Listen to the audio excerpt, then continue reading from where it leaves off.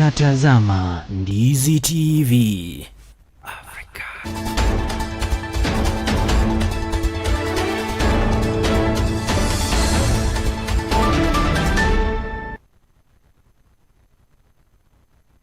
Hujambo mtazamaji na karibu katika taarifa zetu za Mpasho saa 7, ikiwa kwamba leo hii ni siku ya Jumatano tarehe 19 mwezi wa 11 mwaka 2025. Tukianza taarifa zetu ikiwa kwamba mie ni Jeff Nyakundi na mwelekezo wangu ni bwana James Ondieki.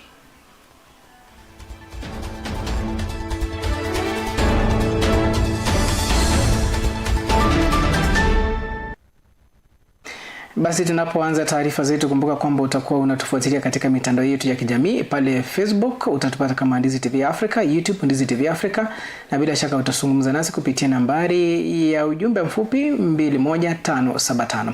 Tukianza ni kwamba Spika wa Bunge la Kitaifa Moses Masika Wetangula amewaarifu wabunge kwamba Rais William Samoei Ruto atahudhuria na kulihutubia bunge hapo kesho saa 8 mchana. Katika hotuba yake ya kila mwaka kuhusu hali ya taifa, Wetangula amesema maandalizi yote yako tayari na akawahimiza wabunge kuhudhuria kikao hicho muhimu cha kitaifa. Honorable members, our communication on the State of the Nation address to Parliament by His Excellency the President of the Republic. Honorable members, Standing Order 42.1 relating to messages from the President provides that the Speaker, and I quote, shall read to the House any message from the President delivered to the Speaker for communication to the House.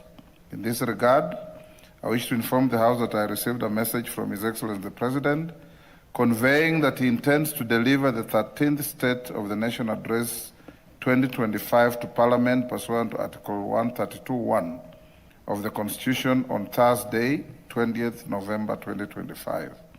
Honorable members, Article 132.1b and c of the Constitution states, and I quote, the President shall address a special sitting of Parliament once every year and may address Parliament at any other time. C, once every year, report in an address to the nation on all the measures taken and progress achieved in the realization of the national values referred to in Article 10 of the Constitution.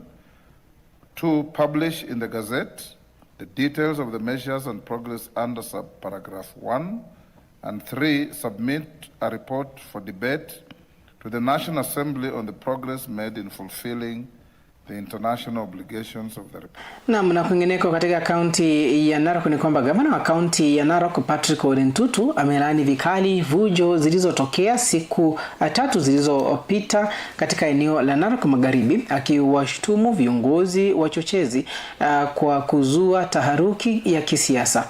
Ametaja kuwa kauli za kuchochea zinaweza kuibua mzozo wa kuhatarisha amani, huku akitoa wito kwa wananchi na viongozi kudumisha utulivu wakati wa kampeni. Nimesikia kuna vijana wameenda kutupatupa mawe kwa candidates ambao walikuwa wanafanya kampeni yao. Mimi nataka kutoa onyo na nimuulize county commissioner a investigate na angalie hiyo vijana ambao wanasikia walienda kupiga mawe hawa candidates wakifanya kampeni. Na niseme ya kwamba hata wageni wale wanakuja, tafadhalini, sisi tumekaa na jamii zote. Matusi, violence na mambo kama hiyo kuja kuongea, hiyo haiwezi kutusaidia sisi kama watu wa Narok, kwa sababu sisi watu wa Narok ni watu wapenda amani. Na kwingineko tukielekea katika kaunti ya Kisii ni kwamba maafisa wa uchasuzi katika kaunti ya Kisii wamemkamata mwakilishi wa wadi ya Nyamasibi Christopher Osaga kufuatia malalamishi kutokana kwa wananchi waliodai alikuwa amewatapeli kwa kuwadaa kwamba angewapangia nafasi za kusafiri hadi Canada ili kubadilisha maisha yao. Okay, alleged many complaints. These complainants are not on record. I don't see a compelling reason tendered to deny the accused's right to bail bond. If at all, there are numerous similar complainants, They ought to be investigated and charges preferred against the accused.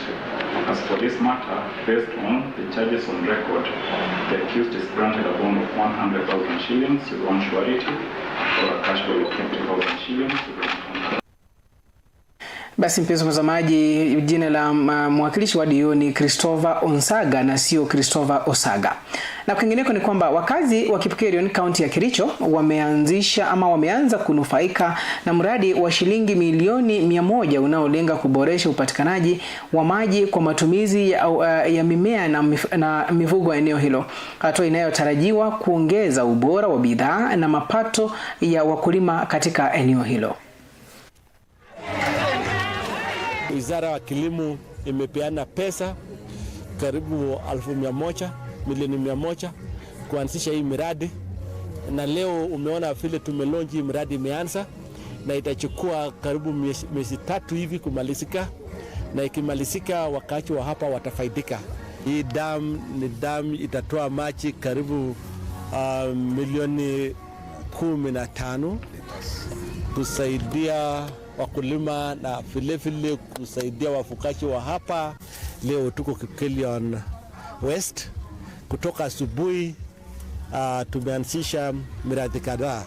Tulikuwa Kipsinende factory ya coffee yenye tumekutana na wakulima wa coffee, tumeongea maneno ya value addition, tumesaidiana huko kupeana pesa. Tukielekea katika kaunti ya Nyamira ni kwamba serikali ya kaunti hiyo ya Nyamira kwa kushirikiana na mashirika yasiyo ya kiserikali imezindua mpango wa mafunzo kwa walemavu wenye umri wa miaka 18 hadi 35 unaolenga kuwawezesha kupata ajira au kuanzisha biashara zao wenyewe. Mpango huu wa mafunzo utawapa washiriki ujuzi maalum na mbinu za kibiashara kabla ya kuanza shughuli zao za kila siku, hatua inayotarajiwa kuongeza kujitegemea kwa walemavu na kuboresha hali yao ya kimaisha na ya kiuchumi katika kaunti hiyo ya Nyamira.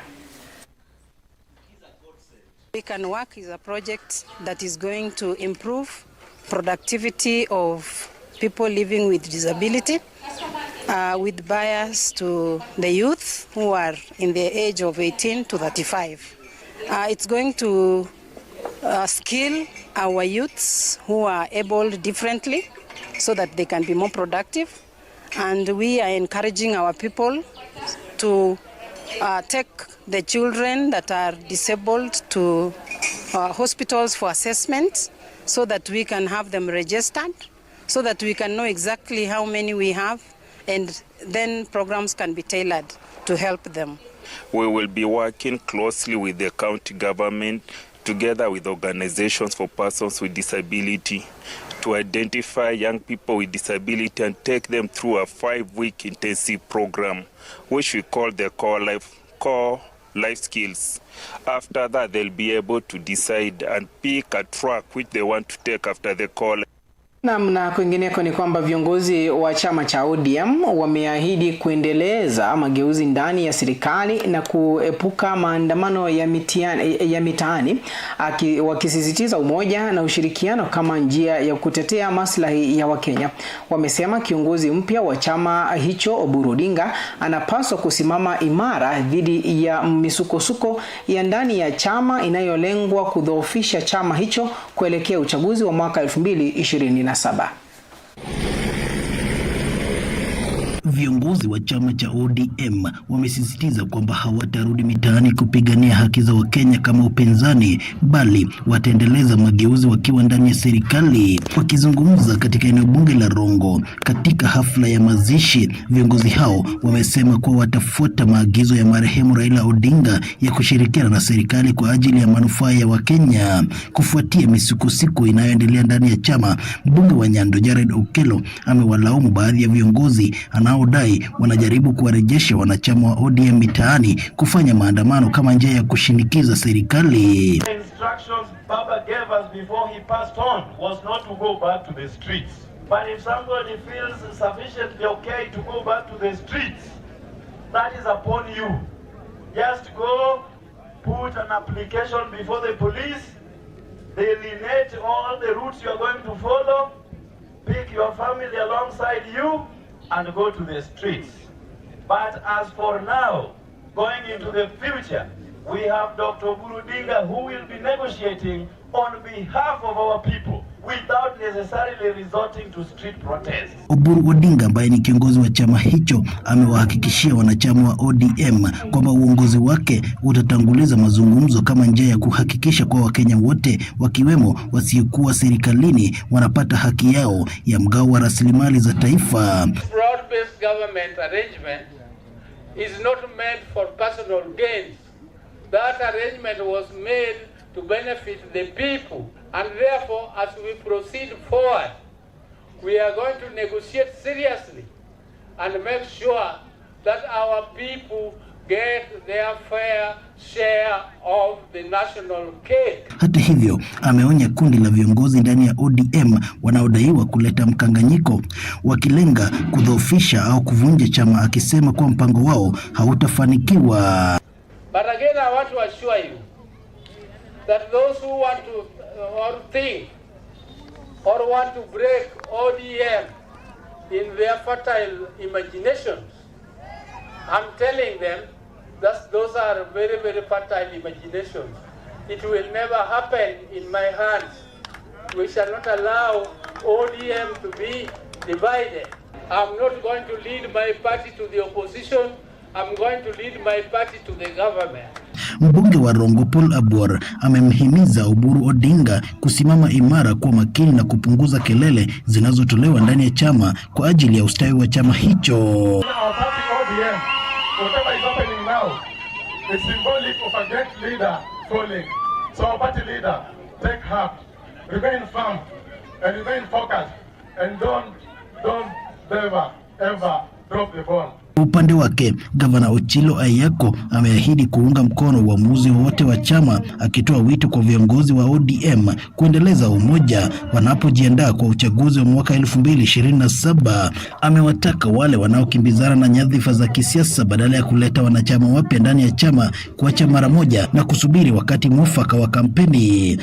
Responsibility to continue building the party. This morning, yesterday, and previous days, people have been busy fighting for seats instead of recruiting members to join ODM. People are busy chasing away our darling friends instead of bringing more friends in Broadway so that we work together. Nikiripotia Ndizi TV Africa kutoka kaunti ya Migori, mimi ni Lennox Odede.